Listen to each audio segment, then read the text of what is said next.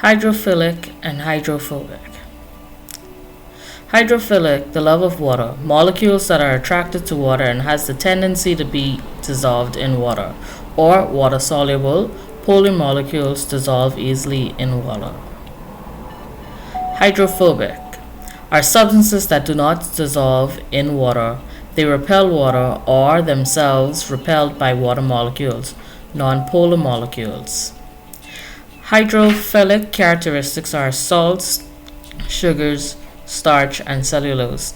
They are typically charged and capable of hydrogen bonding.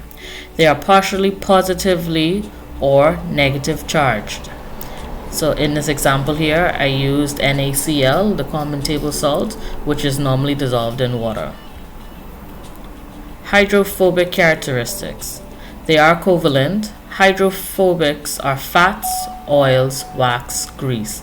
They normally cluster together in water, forming molecule clusters. So normally when you coat items with hydrophobic substances, it causes the water to drain off, water repellent shoes or sometimes even car paint. And these bonds actually prefer neutral molecules.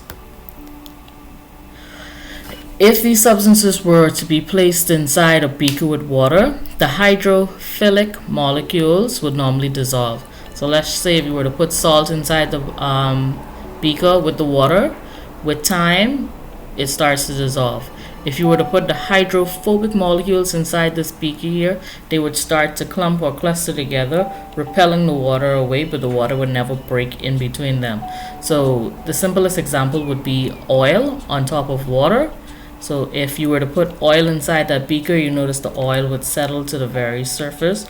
Or if it's something more dense, it would slowly start to sink, but then it still comes together, forming one cluster in the water, not allowing the water to break their bonds.